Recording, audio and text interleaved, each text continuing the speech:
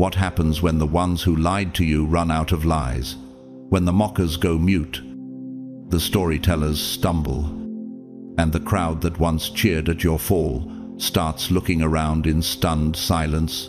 Chosen one. That's not just karma. That's divine justice, unfolding in real time, and you are the evidence. They didn't just mock you for sport.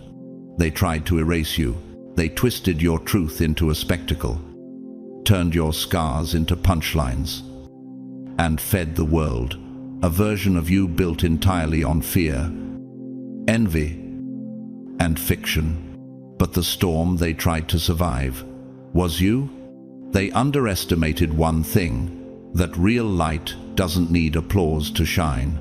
While they were busy entertaining the masses with lies, heaven was working silently on your behalf, refining your character, cleansing your name, and preparing your reintroduction. And now that your glow is undeniable, they don't know what to say. The silence they've retreated into isn't peace, it's panic, because their fake version of you is cracking, peeling, rotting under the weight of your real presence. And what's left is truth. They can no longer outrun.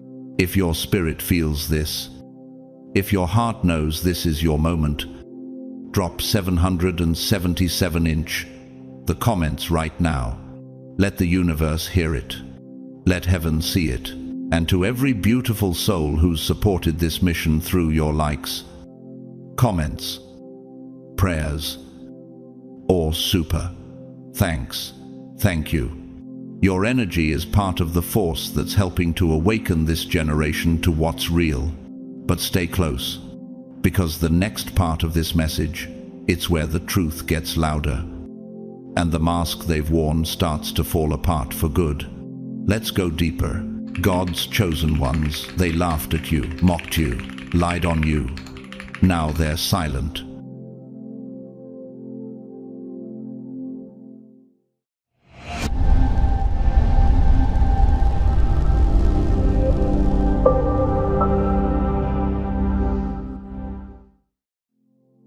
They laughed at you, but it wasn't joy. It was fear masquerading as mockery. They pointed fingers without realizing that their hands were already stained, muddy from years of burying their own unresolved shame. They didn't just spread rumors. They launched a campaign of destruction, disguised as concern. Their words weren't careless. They were calculated. They weren't just lies. They were weapons. But here's the haunting truth. Their most poisonous darts were dipped in the very toxins they were trying to outrun in themselves. Have you ever noticed how the most animated accuser is often the most exposed sinner in the room? Why is it that the loudest voices shaking with righteousness are the same voices trembling at the thought of being truly seen? Their strategy was simple. If they could distort your image, they wouldn't have to confront their own. Like the Pharisees who accused the woman caught in adultery in John 8-7. They held stones in their hands but were just as guilty. Jesus didn't scream. He wrote in the dust and let their own conscience destroy their pride. Chosen one, you weren't just up against gossip. You were targeted by a network of people addicted to performance. What you experienced was spiritual warfare, wrapped in whispers and fake hugs. They didn't want you gone. They wanted you confused. They wanted you to beg for truth from the very ones who poisoned it. But why did your light scare them so much? Why did your mere presence cause them to unravel?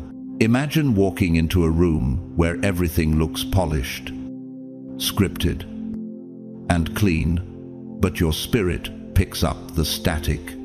You feel it in your skin. Like walking barefoot across thorns. That wasn't paranoia, that was discernment. Your presence became the silent confession they never wanted to speak. Your clarity exposed their chaos. Your strength revealed their masks were slipping. And instead of growing, they united in a common goal to silence what made them uncomfortable. They didn't just reject you, They rehearsed your downfall like a play. And just like Judas, who betrayed Jesus not with a sword, but with a kiss, Luke 22:48. Their attack came laced with false intimacy. You're too intense. They said, "Tô emocional." They whispered, but all they were really saying was, "You're too honest for our comfort zone." British poet and civil rights activist Lem Sissy once said, "They didn't break me, they revealed it to me." That's exactly what happened to you. They didn't destroy you, they uncovered your truth, and in doing so, exposed their own spiritual bankruptcy. But let's not forget that every villain has a consequence. Elizabeth Holmes once hailed as the next Steve Jobs for her biotech company Theranos. She built her brand on smoke and mirrors, fooling even the world's most brilliant minds. But the lie unraveled. Her empire collapsed. And now, she stands as a living warning. You can't fake the truth forever. It always finds its way through the cracks. You were the truth. They were an illusion. And truth doesn't shout to be heard. It resonates. You didn't yell back. You didn't explain yourself on their stage. You didn't wrestle pigs in the mud. Because you knew the arena wasn't holy ground. You chose sacred stillness. You chose transformation over retaliation, like Joseph in Genesis 50-20. You looked your betrayers in the eye and declared, "You meant it for evil, but God meant it for good." And that is what terrifies them now. Because they expected a collapse. They prepared a eulogy for your character, but what they see instead is resurrection. The longer they talk, the more your silence speaks. The longer they lie, the more truth slips through their cracks. Your life, your stability, your strength, your grace under pressure has become the evidence. You didn't respond with venom. You responded with victory. And now, people are looking again. The same ones who nodded along with the lies are squinting. They're seeing the gaps. They're revisiting the script and realizing none of it made sense. Why didn't you fight back? Why didn't you retaliate? Could it be that your dignity was never rooted in their opinion to begin with? What if your silence was never weakness but divine intelligence? Chosen one. Your name has become a lighthouse. People are starting to use your journey as a map out of their own manipulation. You've become a signal to the lost, a frequency they recognize without even understanding why. You're not just surviving anymore. You're ascending, and every step forward you take is a nail in the coffin of the lies they built. They cast you as the villain, but you were the prophecy. They called you unstable, but you stood when the storm hit. They said you were selfish, but you gave even when it cost you everything. And now, the only instability is their narrative. Psalm 37:6 says, "He will make your righteous reward shine like the dawn, your vindication like the noonday sun." You don't have to scream it. You're glowing with it. Let them scramble. Let them rewrite history. But know this, every word they use against you will be the firewood for their own undoing. Proverbs 19:9 declares, "A false witness will not go unpunished, and he who breathes out lies will perish." God is not mocked, and you are not forgotten. So rise, chosen one. You've survived the storm. You've outlived the lie. And now you stand as proof that when you are aligned with truth, no smear campaign can stick. They started the fire, but you became the wildfire they cannot contain. Not to burn them, but to burn through every illusion they built. This is not revenge. This is a revelation. The first domino has fallen. The silence of your enemies is not peace, it's panic. Because they know what's coming next. Truth doesn't just win, it exposes. They misunderstood your silence as surrender. But what they didn't know was that you were rebuilding in a sacred dialect only the Spirit could interpret. You weren't absent. You were incubating. You weren't defeated. You were transforming. Because when God hides a chosen one, it is never for punishment, it is for preparation. And silence in the hands of the awakened is never a weakness. It's a strategy. It's divine architecture. The most dangerous presence in the room is the one cloaked in quiet authority, because stillness births storms that don't announce themselves until they arrive. They kept shouting, kept spinning your name like a curse, calling you the storm. But the chosen one, they got it backward. The real storm began the moment you left. You were never the chaos they were. You were the peace exposing their pretense. And when peace walks away, all that's left is noise. Think about this. What happens in nature when the ocean suddenly retreats from the shore to the uninformed? It looks like a calm moment, but those who know the signs understand it's the signal of an incoming tsunami. That was you. Your retreat was not defeated. It was momentum gathering. They mistook your silence for submission, not realizing it was divine propulsion. You didn't retreat. You recalibrated. Psalm 46:10 says, "Be still and know that I am God." Stillness was your warfare. Stillness was your signal. While they ranted, you realigned. While they were accused, you activated. Imagine this. A wildfire rips through a forest. From the outside, everything looks charred, destroyed. But ecologists know something different. Fire awakens certain seeds that only bloom after devastation. Your silence was that fire. And now you are sprouting in a way they cannot comprehend, because they never understood the kind of growth that doesn't need applause. Let me ask you this. How many people blamed you for the chaos, only to realize the room didn't get quieter when you left, it got louder? And what does it say about the ones who needed a scapegoat to mask their dysfunction? Their plan was built on deception. But like a haunted house blamed on one resident, the real horror only begins once the scapegoat moves out. Their dysfunction had no more distractions. Their spirits had no more deflection. And suddenly, the lights start flickering. The noises echo louder. The truth grows undeniable, and all eyes begin to turn. That is the power of absence rooted in truth. It doesn't plead for recognition. It proves itself by revealing everything left behind. Luke 5:16 reminds us that Jesus often withdrew to lonely places and prayed. Withdrawal was his strength, not his weakness. Silence was his sanctuary. Yours was too. You weren't hiding. You were healing. You were breaking generational curses in secret, reconstructing your boundaries, repairing your spiritual immune system. The pain they thought would silence you became the very steel in your spine. Let's go deeper. In the French faith-based film of Gods and Men, the Trappist monks chose silence as their form of resistance, not cowardice, not despair. Their stillness spoke louder than swords. And in one haunting moment, Brother Christian whispers, "I am a free man.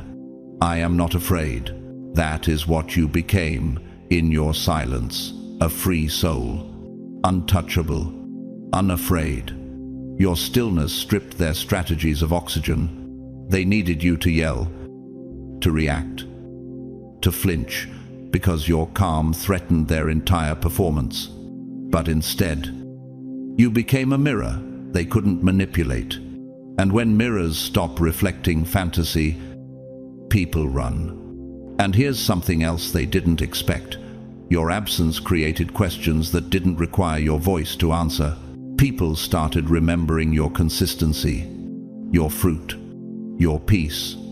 And like Hebrews 2:13, uns presece declares, no discipline seems pleasant at the time, But later, it produces a harvest of righteousness. You were cultivating a harvest in silence while they were performing for claps that would eventually fade. Now, their show is collapsing. The second act is falling apart. The mask is slipping. And their audience is waking up. Have you noticed how liars age faster under the weight of keeping up the lie? And just like in nature, when a tree falls in the forest, it reveals the shape of the land beneath it. That's what's happening now. Their collapse is showing the truth that your silence had covered. The instability was never you. It was them. Another question stirring in your spirit. What if they convinced everyone before the truth surfaced? But chosen one, let this settle your soul. Time never loses. Time is a prophet. It may move slowly, but it arrives loudly. Ecclesiastes 3:2 promises us there is a time for everything, and a season for every activity under the heavens. The season of silence is giving way to the season of spotlight, and the truth that took root in your isolation is now bearing visible fruit. And just like the Arctic fox, who changes its fur color with the season white in winter, brown in summer, you too adapted without warning. Now, they can't recognize you. They thought they were yelling at the same version of you, but they're shouting at shadows, haunted by someone who no longer exists in the form they once controlled. Your silence wasn't submission. It was sovereignty. You learned to guard your gates. You no longer answer to chaos. You no longer carry the weight of explanations for people committed to misunderstanding you. And now they can't provoke you like before. You've outgrown the trap. They called it ghosting, but in reality, you became a lighthouse. Still, strong, seen by those who are lost and silent to those who wish to drown you in their drama. Romans 8:28 wraps this up. And we know that in all things, God works for the good of those who love him. Not some things, all things, even your silence, especially your silence. You didn't disappear. You elevated. And now they're trapped in the noise they created, screaming for an answer that no longer lives in the house they burned. You don't need to speak. You are the statement. You are the proof. And the second domino has fallen. They thought time would cover up their lies like dust settling on forgotten memories, but they didn't understand the divine law of spiritual erosion. Because truth, chosen one, doesn't age like silence. It ages like fire, slowly, steadily, unapologetically, while they rehearsed their lines, convinced that repetition would somehow convert fiction into fact. Time kept whispering the truth to the right people, and now, those whispers have become alarms. The smoke is rising, and their stage is collapsing. Time has turned on them. They treated the clock like a co-conspirator. They believed if they just shouted louder and waited longer, your voice would evaporate. But they misunderstood the physics of exposure. Truth doesn't decay. It gains momentum. Like light bending through a prism, it refracts and reveals colors previously hidden, and now, those colors are flooding the room. What happens when everything they thought they buried starts to breathe again? Isaiah 40:8 says, "The grass withers and the flowers fall, but the word of our God endures forever." While their carefully crafted fiction faded like fog at dawn, the truth you carried stood immovable, quietly glowing beneath the noise. And now, that still truth is lighting fires beneath the illusion. A house of mirrors built on sand, engineered to dazzle and deceive to the untrained eye.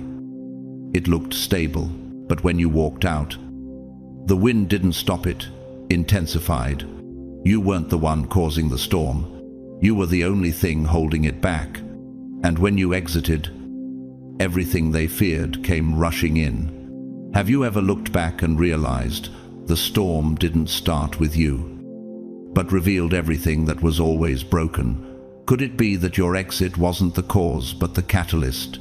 Time, like a divine archaeologist, began peeling away the layers. What was once hidden beneath noise became undeniable in silence. Their dysfunction didn't vanish with your departure. It multiplied. Why? Because you weren't the source, you were the container they were pouring their mess into. Without you, the toxicity had nowhere to go but back to them. Now people are waking up. The patterns are repeating, but the scapegoat is missing. And suddenly, questions are being asked that were never allowed before. But what if the people you thought would never see it suddenly begin to look again with new eyes? What if their perception shifts and the story no longer adds up? Romains 12:2 reminds us. Be transformed by the renewing of your mind. That's what happened in the shadows. You weren't silent because you were broken. You were silent because you were being rebuilt. Their attacks didn't kill you. They activated your evolution. They triggered a spiritual metamorphosis, one layer at a time. And now, you're unreachable to their old tactics. Let's bring in a term from the science of bioacoustics: frequency imprinting. When a sound is experienced repeatedly, the body remembers, and that's exactly what's happening now. People are remembering your energy, your consistency, your peace. That memory, like an echo of authenticity, is cutting through their static. You didn't just step away, you shifted dimensions. The arrows they used to shoot now fall short. The manipulation that once disoriented you now feels like background noise. You didn't just survive, you transcended. You outgrew the entire emotional climate they tried to trap you in. How much did you rebuild in silence while they thought you were broken? Isn't it strange how the most powerful work happens where no one's watching? And while they held on to the delusion that time would bury your truth, God was orchestrating something far more poetic. Exposure. Exposure not from vengeance, but from natural law. Psalm 37:6 declares, He will make your righteous reward shine like the dawn, your vindication like the noonday sun. And that's what's happening now. You are glowing, and they are unraveling. You weren't hiding, you were healing. And now you're standing in a new frequency, one they can't touch. Your silence didn't shrink you, it expanded you. You reconstructed your inner temple while they mocked your absence. And now, their performance is breaking down because the audience is no longer blind. What if the fire they started ends up lighting your path while burning their bridges? Isn't that exactly how divine reversal looks? Geologists understand this. The deepest pressure forms the most resilient diamonds. The attack didn't destroy you. It pressurized your purpose. What they meant for destruction became density, substance, glory. And if you still wonder, did I need to explain myself? Let the answer be written in the timeline of what's happening now. No, you didn't need to say anything, because time is testifying on your behalf. Let me introduce you to someone you may not know. Alaa Salah, a Sudanese architecture student who became the symbol of revolution by doing one thing: standing silently in a car, dressed in white, finger raised to heaven. No microphone, no violence, just presence. Her silence sparked a movement, echoed across the world. She later said, I am standing here for those who cannot. That's you. You stood in silence for every person who couldn't. And now your presence is still echoing. And now, their time is up. The third domino has fallen. The narrative is crumbling. And you are still standing, elevated, untouchable, glowing with a peace they can't manufacture. The lie they built so carefully, so desperately, has cracked and you're still here, still radiant, still rising.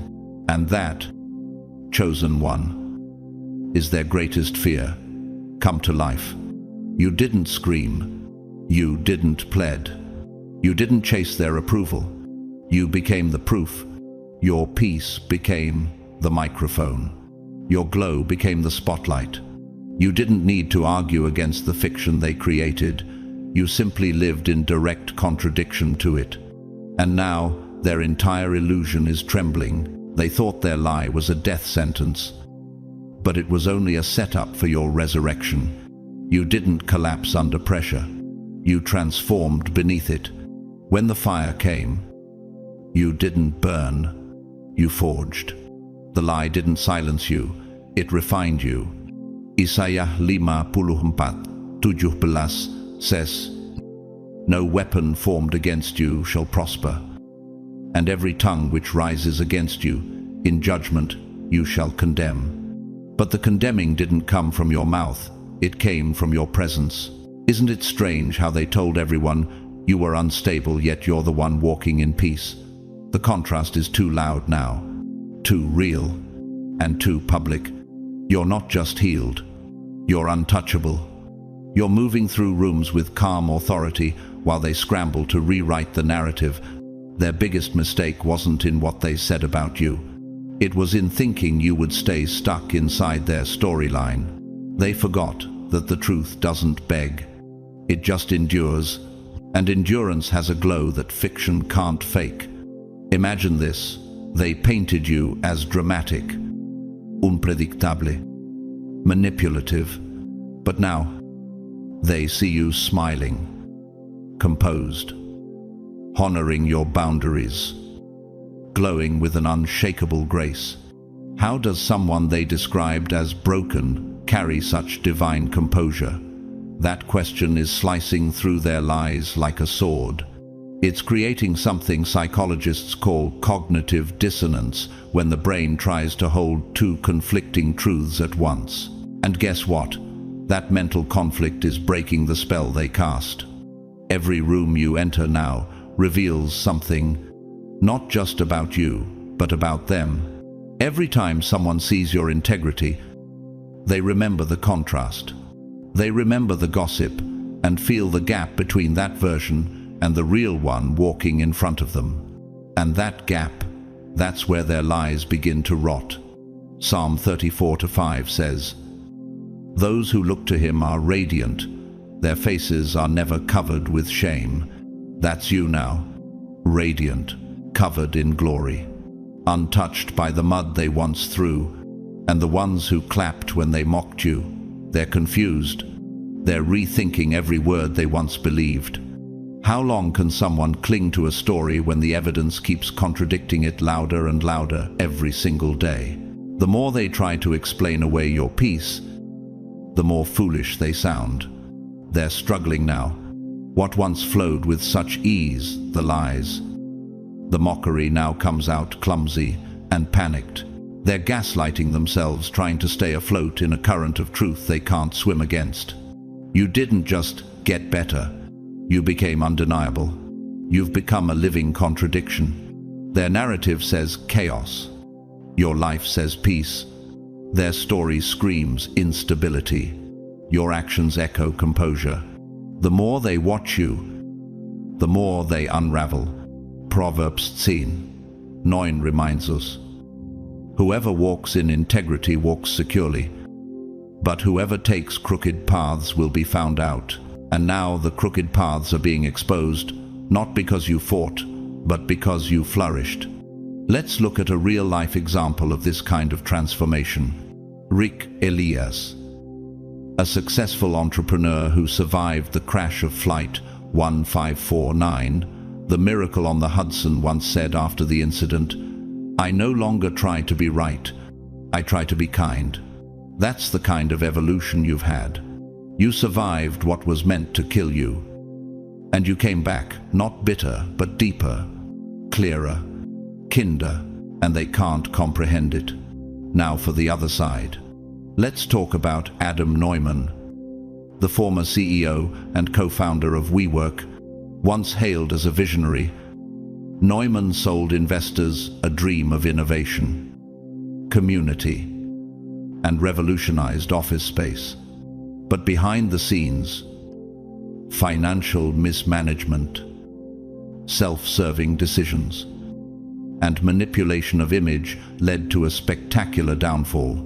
His lies cost the company billions and nearly imploded an entire movement. Neumann stepped down in disgrace, and his public image never recovered. Just like those who smeared your name, he built an empire on illusion. But illusions always shatter under the weight of truth. What happens when the one they tried to bury becomes the proof they can't erase? What happens when your peace preaches louder than their panic? Romans 8:18 reminds us, the sufferings of this present time are not worthy to be compared with the glory which shall be revealed in us.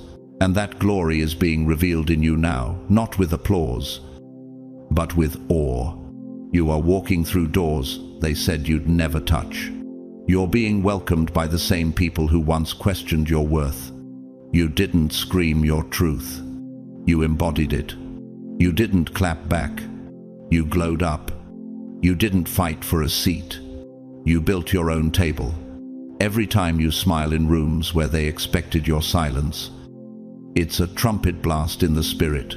Every time you show up with grace where they expected breakdown, it's a sword slicing their script apart.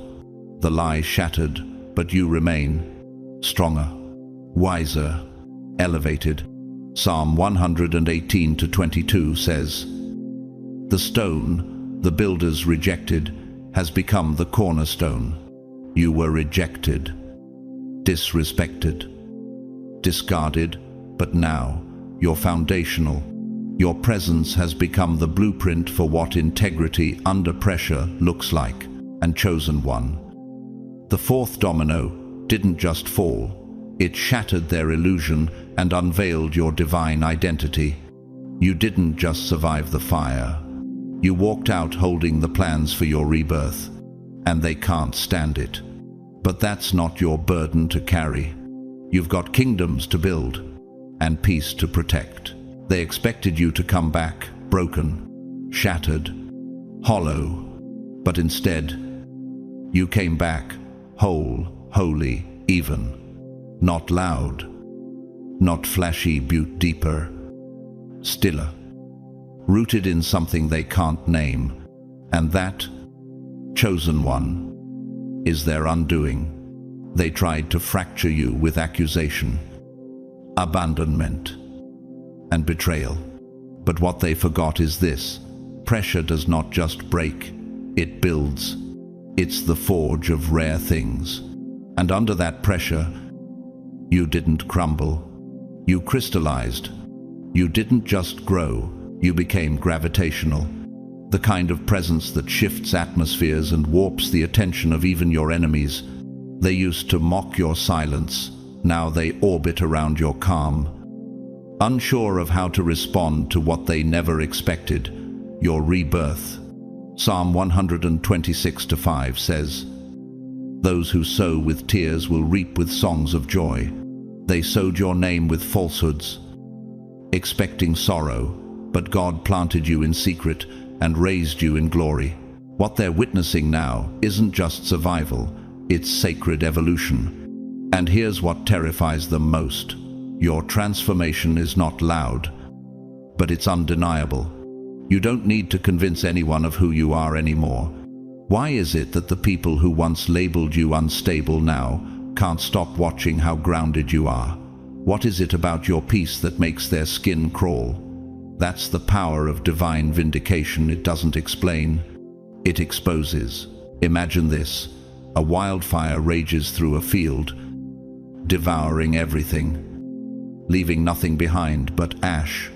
Yet, weeks later, from under the blackened soil, a strange kind of flower blooms stronger, brighter, more fragrant than anything that grew before. That's you, a spiritual bloom born from sacred fire. You carry a softness that confuses the world, a glow forged in fire. Not filters, Isaiah 61:3 calls it beauty for ashes, the oil of joy for mourning, and the garment of praise for the spirit of heaviness. They thought the fire would disfigure you, but it anointed you. It stripped the illusions and left only what was real and what was real. They never had the strength to destroy. How do you explain peace that wasn't purchased but earned? That's the question haunting them now. Because you didn't fake your recovery. You didn't distract yourself with noise. You went silent. You faced the ache. You invited it in. You let it teach you, mold you, refine you, and that kind of growth. It's unreplicable. It's holy. What once felt like weakness in you now radiates as wisdom. What once bent you now bows before you. When did the storm stop sounding like thunder and start sounding like you arrived at your destination? That's how transformation works. It doesn't announce itself. It just starts rearranging the energy of every room you enter. People sense it. Even those who don't know your story can feel the stillness you carry. Like walking into a cathedral where no one's speaking, but your soul hushes in reverence. That's you now. That's the spiritual architecture of a healed one. They called you fake. You radiate with unfiltered clarity. They said you were bitter. But your forgiveness roars louder than their offense ever could. They tried to weaponize your wounds, and now they're watching those same wounds shine like armor. Isn't it wild how they crafted a blade to wound you? And you turned it into a crown. Psalm 18:30 says, "As for God, His way is perfect. The Lord's word is flawless. He shields all who take refuge in Him, and that shield has become your peace." You're not defensive, you're defended. You didn't return to prove yourself. You returned because you no longer had to. Let me paint it clearly. Imagine a lighthouse built on a cliff, assaulted for years by salt, storms, and screams. They thought the silence between its flashes meant it was broken, but every blink was strategic. Now, ships are navigating by your light, while they scramble in the fog they created. Your healing wasn't cosmetic, it was cellular. You didn't plaster on positivity. You peeled back your soul. You sat with pain until it no longer held power over your joy. And now, what was supposed to ruin you has rewritten you. In the French film, Dieu seul me voit, only God sees me. The protagonist struggles with his reflection, unsure of who he's become. Until one quiet moment he says, "Ce n'est pas moi qui change. C'est le regard des autres." It's not me who's changed. It's how others are now seeing. That's what's happening to you. You didn't just shift. The lens shifted. Your light broke through their filter. And now, they can't unsee it. And while they wrestle with your radiance, the world watches your rise, because you've become the living evidence of 2 Corinthians 4:8-9. We are hard-pressed on every side, but not crushed, perplexed, but not in despair, persecuted, but not abandoned, struck down, but not destroyed. Oh, you didn't lose your softness, you just upgraded your strength. And now the 5th domino has fallen, but not quietly. It rang like a cathedral bell, echoing through every room they once whispered in. The ones who weaponized your past now tremble at your present. The rooms they once controlled now feel like echo chambers for your peace. And here's the question, echoing louder than ever: what happens when the only thing louder than their lies is your stillness? You've become the kind of presence that doesn't need to speak to be heard. The kind of energy that heals by simply existing. The kind of story that says, you can rise, even when they hoped you wouldn't. Oh, there's a moment in every story where the silence in the room shifts. It starts slow, just a few raised eyebrows. A pause in conversation. A glance that lingers too long, and then it grows. the hum of suspicion, the creaking of old assumptions, the quiet crumble of illusion. That's where you are now. Chosen one, not because you shouted the truth, but because you became too consistent to ignore. The web of lies they spun around your name didn't snap because you fought it. It unraveled because the weight of reality finally tore through it. You outlasted the slander. You didn't need to rebut it. You replaced it. Every day you walked in peace, in patience, in presence. Was a slow unraveling of the story they told. Proverbs 12:19 Truthful lips endure forever, but a lying tongue lasts only a moment. And now, that moment is gone. Have you noticed how people are starting to watch you differently now? It's not that they always believed the lies, they just didn't know what else to believe. But when someone shows up grounded, week after week, while their accuser keeps flailing, even the most passive observer begins to tilt their head and think, wait a second, something doesn't add up. End quote. That's the thing about narrative. It's fragile. It needs consensus to survive. But when people start comparing notes, truth emerges, like a picture slowly developing in a dark room. Your accusers never anticipated that quiet minds would start doing the math. But they did. They are. And the numbers don't lie. Luke 12:2 tells us, there is nothing concealed that will not be disclosed, or hidden that will not be made known. You didn't have to lift a finger. Time exposed what ego tried to hide. And your presence, your patience became the strongest evidence of all, not because you called them out, but because you kept showing up as the contradiction they couldn't explain. How long can a lie survive when truth keeps walking into the room? How long can someone keep saying you're the storm while you move like a still lake under sunrise? Psychology calls this pattern disruption, when repeated incongruent behavior forces the brain to recalibrate what it thought it knew. You disrupted their programming without a single word, and now their internal scripts are glitching. People are whispering not gossip, but realization. They're not loud about it. Not yet. But the web is cracking. And silence is no longer safe for your accusers. It's suspicious. Ephesians 5:13 says, but everything exposed by the light becomes visible, and everything that is illuminated becomes a light. That's you now. You're no longer just being seen. You're the source that's helping others see. Let's shift the lens into architecture. In classical design, a structure's strength isn't found in its decorations, but in its load-bearing beams, the invisible framework that holds everything together. That's what you've become. Quiet integrity, holding the weight of your legacy. While they threw glitter over rotting walls, you reinforced your foundation, and they underestimated the force of that foundation. In physics, there's a concept called resonant frequency, the natural vibration of a structure. If a false frequency hits it, the structure either absorbs or collapses. You absorbed their falsehoods, but you never collapsed. Now they're the ones shaking, because their story can't survive the sound of your stillness. Isn't it strange how the loudest accusations start to sound hollow once people start really listening? Isn't it strange how performance looks exhausting next to peace?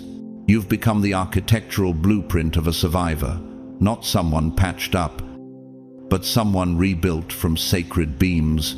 And while they kept yelling to distract, you became the cathedral, silent, immovable, sacred. And people feel that. Even those who once doubted you are standing in that space now, wondering why they feel safer near your stillness than in your accuser's noise. Here's something rarely talked about. Italian conductor Riccardo Muti, one of the most revered symphony leaders of our time, once said in rehearsal, "The silence between the notes is more important than the notes themselves." You've embodied that truth. It wasn't your reaction, it was your restraint that made people start listening. And now that silence is deafening, James 3:17 confirms it. But the wisdom that comes from heaven is first of all pure, then peace, loving, considerate, submissive, full of mercy and good fruit, impartial and sincere. That's the frequency you've been radiating. That's what's reshaping the atmosphere around you. Your accusers are now trapped in the very pit they dug for you, and the more they dig, the more exposed they become. They're still clinging to expired scripts, forcing recycled stories into spaces that no longer accept them. But here's the hard part for them. They can't shift the narrative without confessing they were wrong, and they can't keep defending it without looking unstable. Every word they speak pulls them further into the spotlight they once used against you. What do you do when the script breaks and the audience is no longer applauding? You keep walking, because the silence in the crowd, that's not disinterest. That's a revelation. Isaiah 60:1 calls it like this: Arise, shine, for your light has come, and the glory of the Lord rises upon you. Your glory is doing what no debate ever could. It's making them think. It's forcing them to see. It's ending the illusion. And now, the chosen one. The sixth domino hasn't just fallen. It's detonated the entire false structure they built around your name. And as the dust settles, people are realizing they were looking at shadows. But you've always been the light behind it. They didn't break you. They broke you open. There's a difference. A pearl doesn't emerge unless the shell splits. A revelation doesn't happen without rupture. And your rupture, it wasn't a tragedy. It was an initiation. Chosen one. This wasn't punishment. This was a passage, not a fall from grace, but a descent into greatness.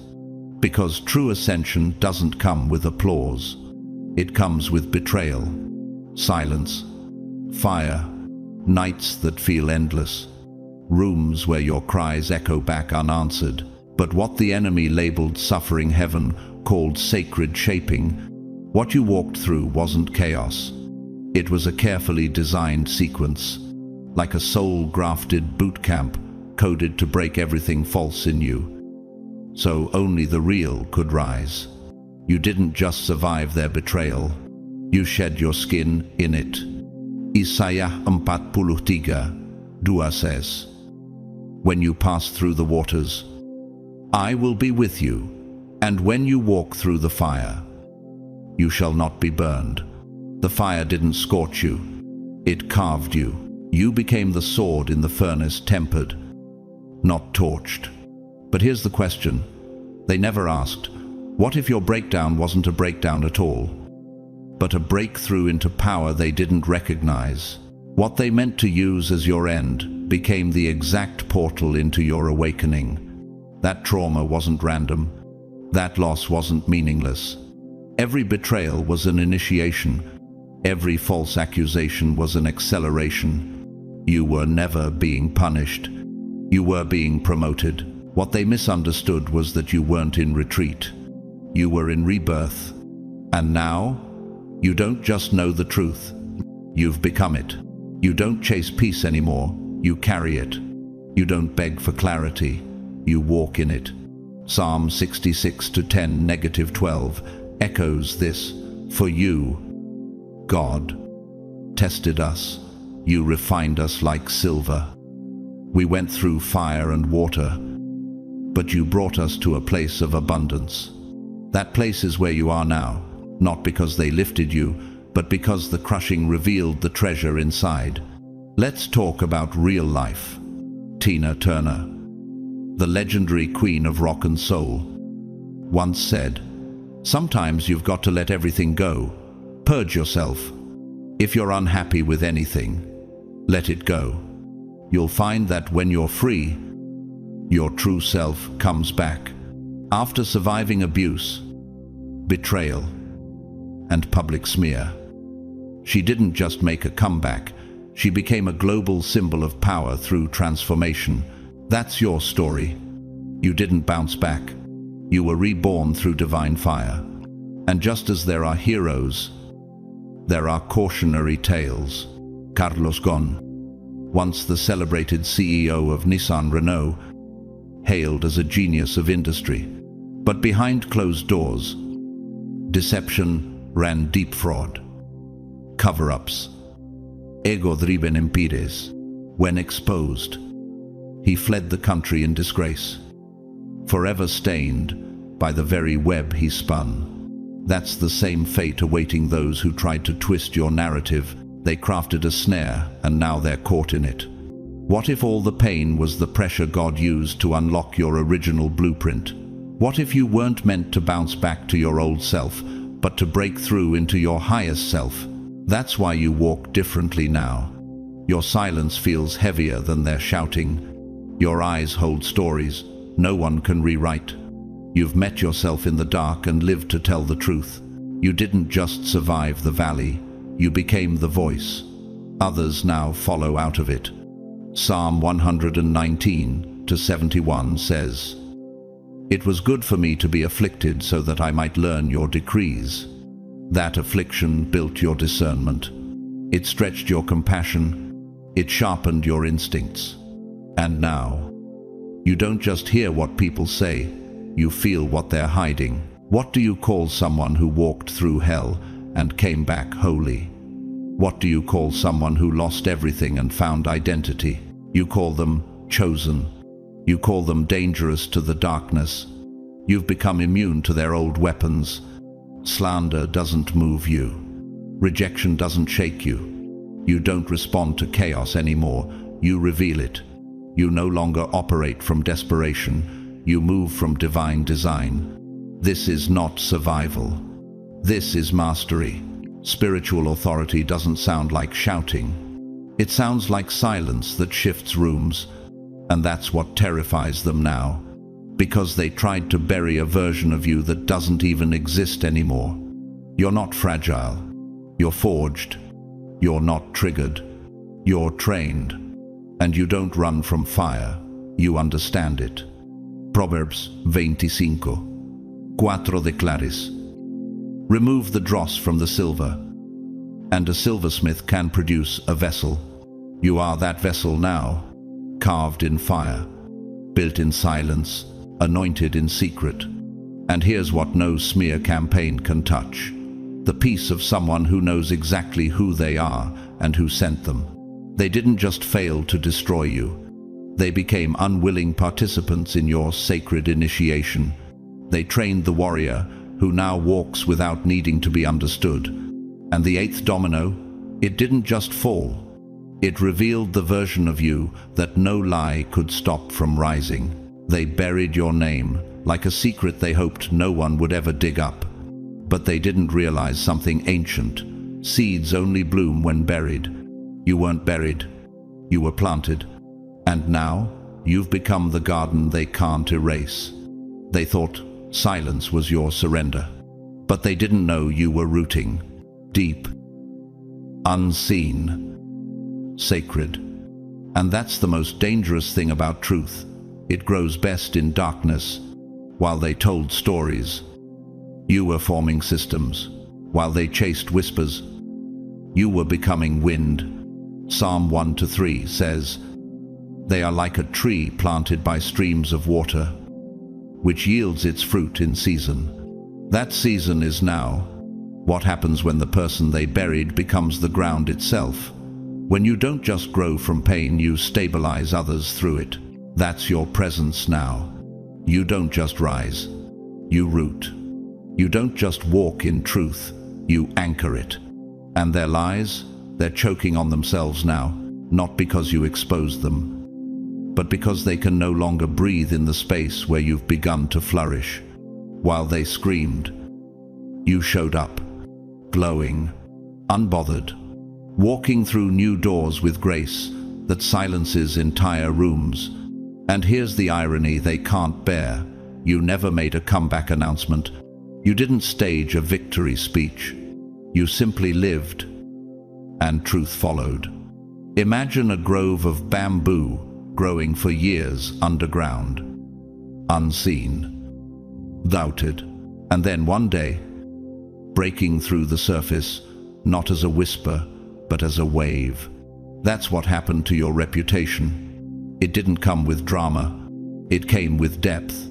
They planted rumors like weeds, but your spirit became rainforest sprawling, resilient, echoing with the sound of unshakable life.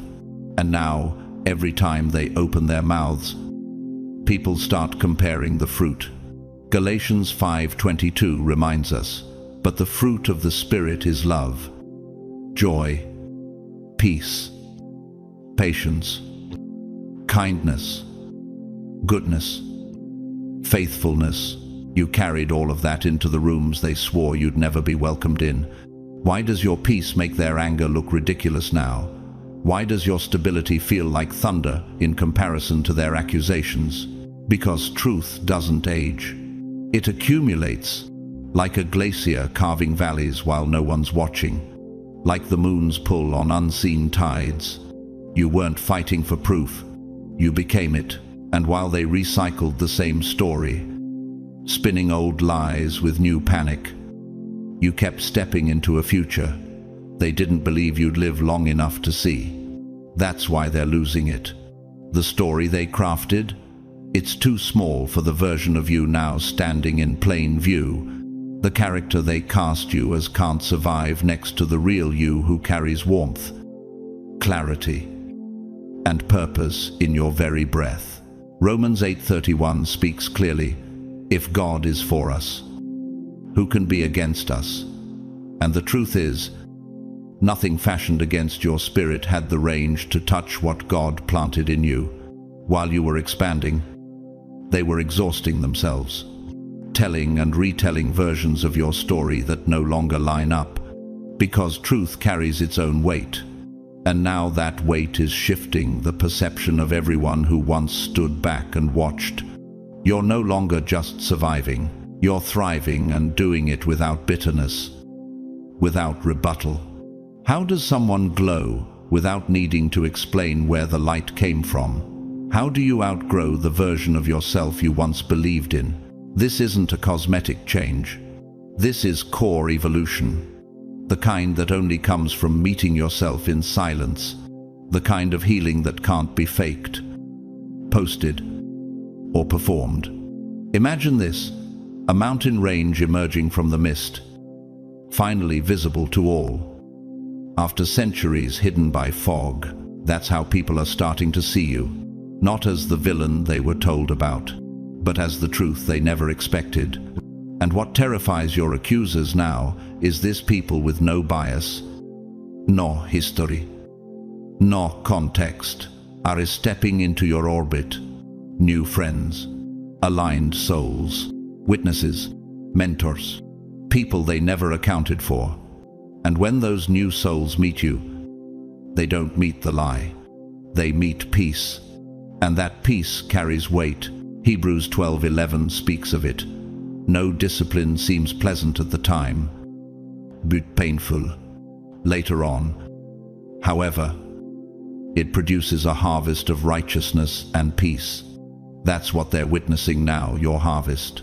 Not loud, not forced, but unmistakable. And when people feel your authenticity, the smear campaign collapses like dry leaves beneath their feet. No one believes the old script anymore. Not when you've become the walking contradiction. Here's where it gets unshakable.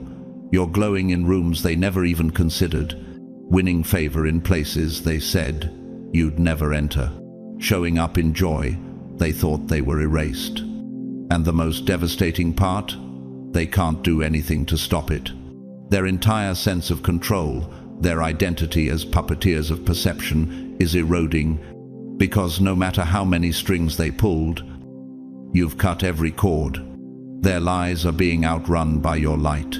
And here's what they never prepared for: what happens when their narrative crumbles, and the person they tried to erase becomes the only one still standing. In the 2016 French film The Innocents, based on true events during post-World War II Poland. A young French Red Cross doctor discovers a convent of nuns, many of whom became pregnant after being violently attacked by soldiers. One of the nuns, burdened by shame and silence, finally breaks and whispers through tears, "I no longer pray to be safe. I pray to be awake." That's you now. Not begging for comfort, not hiding in old wounds. Awake, unshakable, transformed by truth. You don't need safety. You walk in spiritual authority. What once would have scared you into silence now bows to the version of you that sees through illusion and keeps walking anyway. And now, chosen one. The ninth domino hasn't just fallen, it's collapsed the entire stage. The game is over. The performance has ended, and the crowd that once cheered for your downfall, they're staring at the ashes, while you rise like a mountain blooming from the earth. They didn't just lose control, they lost relevance, and that, chosen one, is a collapse far more devastating than defeat. You see, power can be rebuilt, influence can be rebranded, but once relevance dit, it's a slow extinction, and no applause follows it. They thought burying your name would crown them, but instead, your name became etched in sacred memory, and theirs dissolved into background static. Your evolution became a gravitational shift, not a response, but a redirection of orbit. Their smear campaign wasn't silenced by exposure, it was erased by your transformation. You didn't cancel them, you transcended them. What happens when a parasite is removed from its host? It doesn't grow, it withers. And that's exactly what happened. While you expanded, they shrank. Your greatest revenge wasn't a confrontation. It was becoming so undeniably real, so internally anchored, that their entire narrative lost oxygen. This final domino didn't drop with fanfare. It disintegrated in silence, like a decaying satellite, losing momentum and vanishing into the void. Because this wasn't a war, it was a vibrational mismatch. They were still broadcasting on low frequencies, control, drama, manipulation, while your soul upgraded to a completely different spectrum. They thought the danger was in what you'd say, but the real threat was in what you became. A living contradiction to every lie they told. Your growth is psychological proof of post-traumatic expansion, a phenomenon where the mind doesn't just recover from pain, it evolves into a higher state of resilience. Their plan? Break your name. The result? You became a mirror to their fragility, and with that mirror came collapse. You became a living exhibit of cognitive dissonance for everyone they manipulated. The more grounded you appeared, the more unstable they looked, like faulty architecture finally exposed when the wind changed, not because you revealed them, but because time did. And that's when the public began to notice, why is the one they accused of being so chaotic the only one radiating peace? As you grew, your silence became a sanctuary, not a strategy. It wasn't just that you didn't fight back, it's that you no longer lived on the same spiritual map. While they were fighting battles in the basement, you were walking through corridors of light, architectural realms they never had access to. You weren't caged. You were ascending. And ironically, the thing that made them spiral wasn't what you said. It was what you withheld. Every room you walked into, people sensed it. The weight of presence, the quiet confidence, the unmistakable resonance of truth. They started asking themselves, if the story we were told was true, why doesn't it match the energy we now feel? This is resonance collapse, a term in physics describing when a system begins to fall apart because the foundational frequencies can no longer align. That's their narrative now. A system collapsing under its own lie. Even in silence, you became the signal, Let me bring in a name you may not expect. Franklina Gray, an art historian from South Africa who rose to global acclaim not because she advertised her talent, but because she refused to mimic trends. Her refusal to explain herself became her distinction. She once said, "The work speaks when the soul is honest. Silence can scream when it's pure." That's you? Chosen one. You didn't argue. You embodied. And now, their influence once bloated by gossip is imploding from within, not because you weakened it with retaliation, not because you fought fire with fire, but because you did the one thing they never anticipated. You removed your energy from it completely, and like a parasite severed from its host, their chaos began feeding on itself. What was once fueled by your presence, your reactions, your attempts to explain now spins in circles with no target to hit. They're screaming in an empty hallway, and the echo is all they hear. Without you to project onto, their web of manipulation collapsed into itself like a dying star burning hot for a moment, then vanishing into the black hole of its own toxicity. And here's the brutal truth they can't outrun. They set the trap for you, but forgot they were standing in it. They dug a pit for your name, not realizing they'd planted their own reputation there.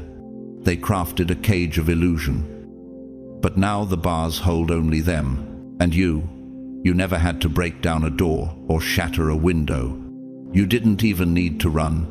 You simply grew spiritually, emotionally, divinely, until the room they tried to contain you in could no longer hold your expansion. You became too rooted in truth to be shaken by noise.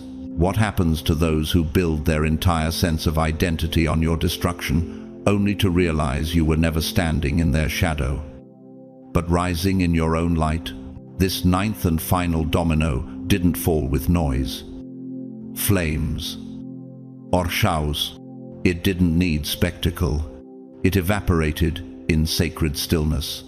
No announcement, no grand finale, just silence, holy silence. And in that stillness, the lie lost oxygen. Their voice faded into irrelevance, and your truth untouched. Undisturbed rose, like morning light, steady and undeniable. As Isaiah 54:17 affirms, "No weapon formed against you shall prosper, and every tongue which rises against you in judgment you shall condemn." This is the heritage of the servants of the Lord. That heritage is your shield now, not your revenge, but your release. There was a time when they didn't just doubt you, they delighted in your downfall.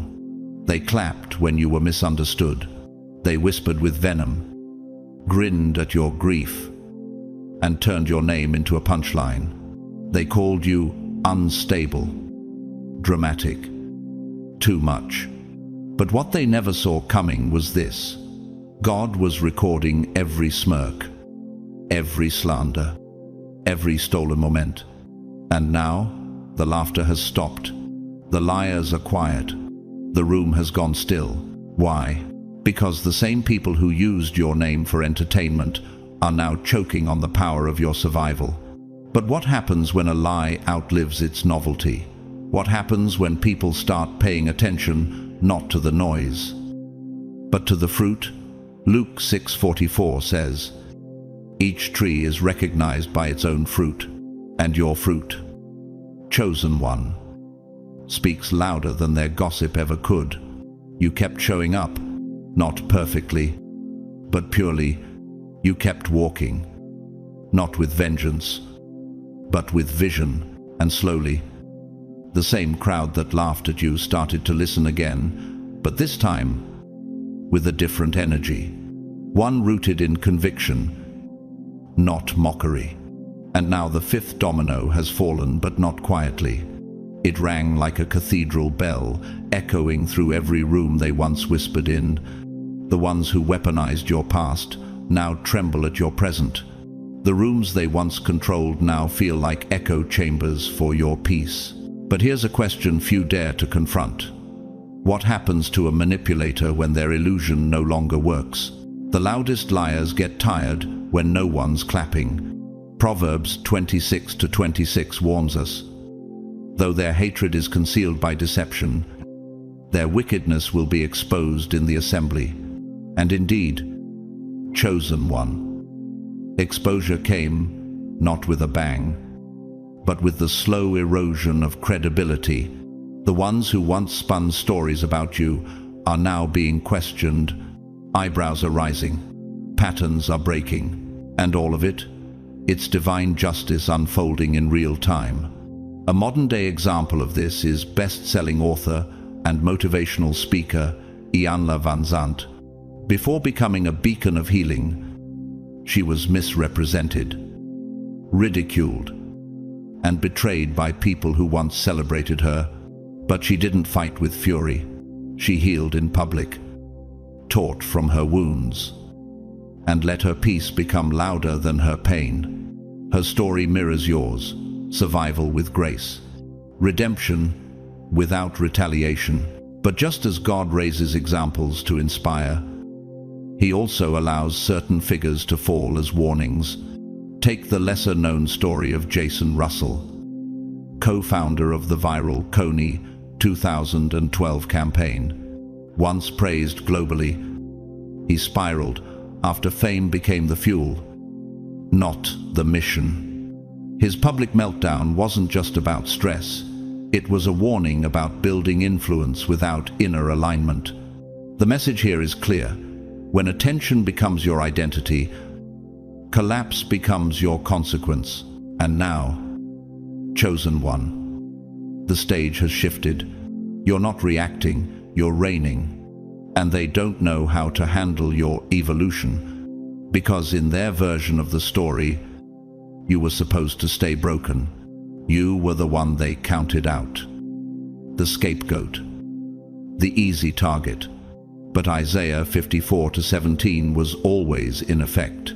No weapon formed against you shall prosper, and every tongue that rises against you in judgment you shall condemn. This is the reversal. This is the return. This is the unveiling of a divine twist they never saw coming. The same mouths that once whispered your name with mockery are now silent, not because they've changed their minds, but because your reality has outgrown their narrative. The air has shifted. The atmosphere feels different. Something holy is happening, and they know it. But here's the beauty. You didn't force it. You didn't fight for it. You didn't even announce it. You let your alignment do the speaking. And now the very ones who labeled you, doubted you, dismissed you, they're questioning everything they thought they knew. Not because you argued, not because you clapped back, but because your consistency became a revelation. Because your very life, your walk, your growth, your clarity has become living proof that God was always working in silence. Matthew 5:14 is not just scripture anymore. It's your current reality. You are the light of the world. A city on a hill cannot be hidden, and now, even the ones who once tried to shade your glow are squinting in the brilliance of your becoming. Your presence is blinding to those who were invested in your obscurity. They spent so long trying to convince the world you were nothing. Now they can't even look directly at the evidence of your rise. They can't unsee what you've become. They can't deny it. They can't undo it. And that is what makes this moment holy. But here's the question, pressing against their silence, burning in the eyes of those who once labeled you wrongly. If you were really the problem, why does your light now expose what their darkness tried to hide? Because when heaven turns the lights on, every false storyline dissolves. And you, chosen one, are now the proof that glory cannot be buried. But don't confuse their silence with surrender. It's not peace, it's paralysis. Because the truth is, they never expected you to survive. much less shine. And now they don't know what to do with the version of you that didn't ask for a seat at their table, but built one with God instead. Psalm 23:5 is echoing through the room like a prophecy fulfilled. You prepare a table before me in the presence of my enemies. And here's the twist: they're not just watching. They're realizing the table wasn't theirs to influence, sabotage, or rearrange. It was holy territory from the beginning, reserved, set apart, not for their approval, but for your anointing. And now they're frozen, not because they see you eating, but because they realize they were never the host. They didn't invite you to this moment. He did. They didn't approve your promotion. Heaven did. And every bite you take is a reminder that God's plans are not subject to popular vote. They thought your story would end when silence took over your voice, but that silence became the canvas on which destiny painted something greater. You were never meant to be the exception in someone else's narrative. You were commissioned to become the standard while they replayed the same lies. You rewrote the blueprint in your soul. Now their old script feels irrelevant, outdated. What they villainized has become the measure others aspire to. Your journey is no longer about proving, it's about embodying. How does one with no audience on day one become the echo everyone follows by day 100? What happens when your authenticity begins to shape the collective memory of those who thought they owned your story? The paradox is simple. They tried to define you. You redefined reality. And now they're the footnote in the story you've stepped into. As Psalm 119-105 reminds us, your word is a lamp to my feet and a light to my path. That light didn't flicker when the Whisper campaign began. It just burned deeper in the dark. And now they follow you into rooms they once filled with gossip. Searching for meaning, their manipulation can no longer supply. You didn't reclaim your value by fighting for it. You reclaimed it by raising your standard in behavior, in boundaries, in unwavering integrity, and somewhere along the way, people stopped asking, "What's wrong with them?" and started asking, "What's right with her?" That shift, that inversion, is the most dangerous thing you can embody to someone who thrived on controlling perception. When does the underestimated person become the benchmark everyone measures against?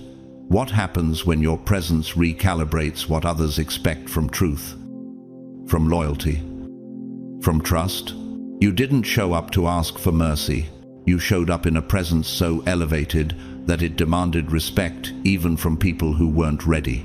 You became a walking standard, quiet but undeniable, clear but compassionate, immovable but inviting. Ephesians 4:24 calls us to put on the new self, created to be like God in true righteousness and holiness. That's what you did, not to please others, but to align with heaven's architecture for your life. And suddenly, behavior that doesn't match your frequency sticks out like a cracked structure in a cathedral. People begin to feel the instability before they even hear the words. Imagine a honeycomb structure, each cell tightly aligned, efficient, purposeful.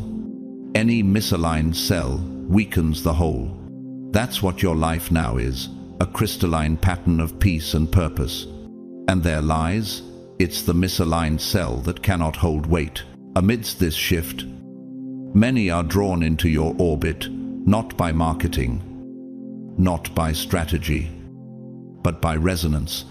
People who don't know the backstory feel drawn into your presence and begin to echo the truth you carry in their own lives.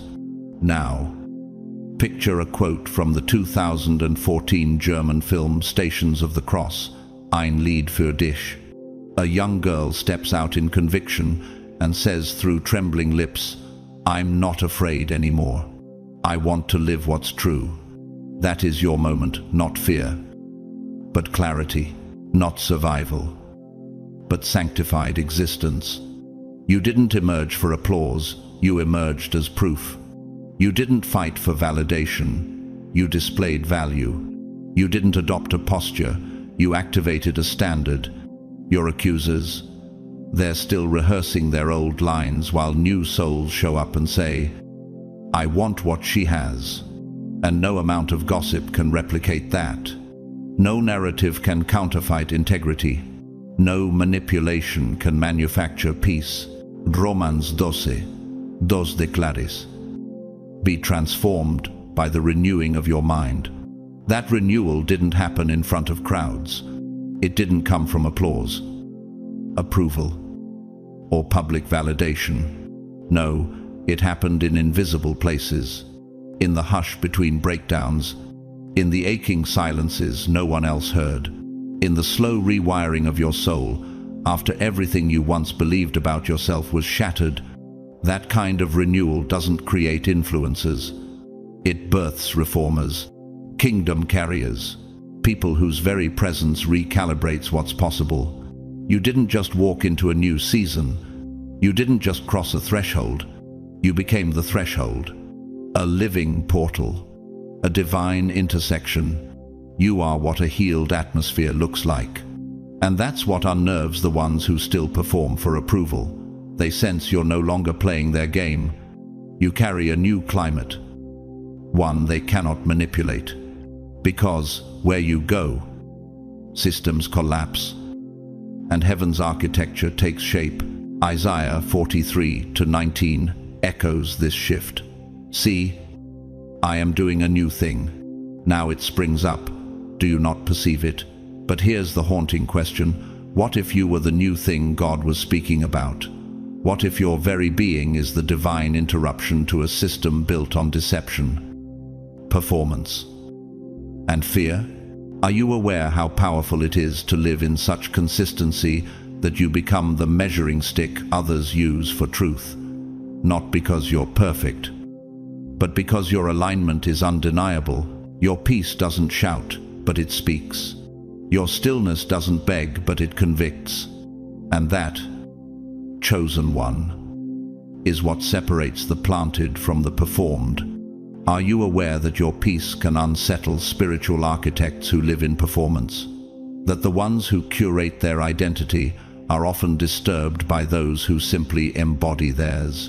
Because the truth is, people can mimic your phrases, your clothes, even your calling, but they can't fake your root system.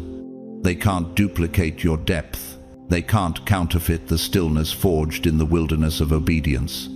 Jeremiah 17:7-8 describes this vividly. But blessed is the one who trusts in the Lord. They will be like a tree planted by the water that sends out its roots by the stream. Its leaves are always green. You are that tree now, nourished in private, but visible in power. And while others burn out chasing relevance, your roots are still drinking from divine supply. Your fruit comes without striving. You are not the exception. You never were. You were always the blueprint. The evidence of what happens when heaven invades a surrendered life. You were the hidden seed that refused to rot. The quiet reformer who bloomed in obscurity. You were the signal not just for a new phase, but for a new frequency. One built on truth over theatrics, revelation over repetition, and resurrection over reputation.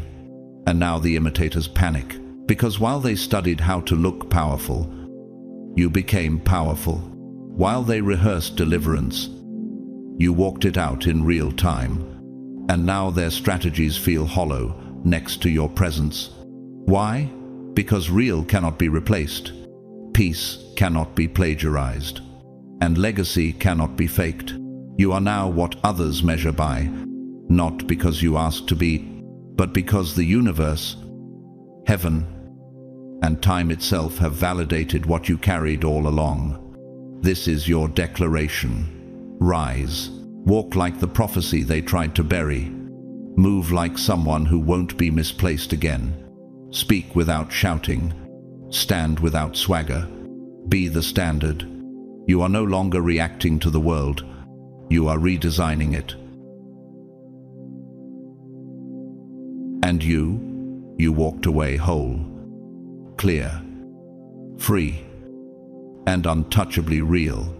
So, chosen one, as the final domino falls, what remains is not debris, it's the undeniable evidence of who you truly are.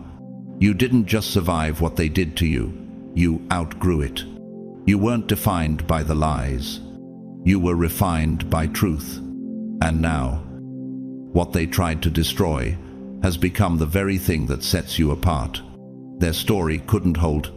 Their noise couldn't last.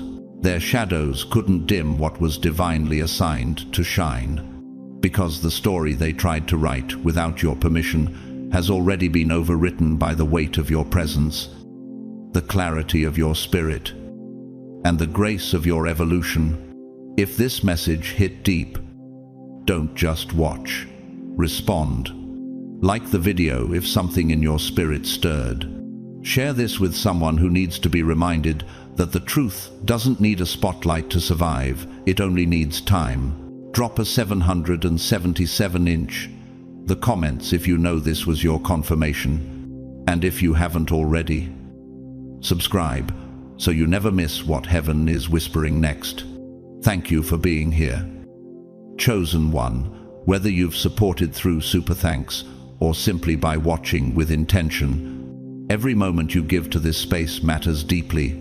And until next time, may you continue walking in clarity, in peace, and in the kind of authority that doesn't have to prove itself because it just is.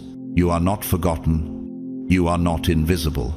You are rising, and the world is watching. God bless you.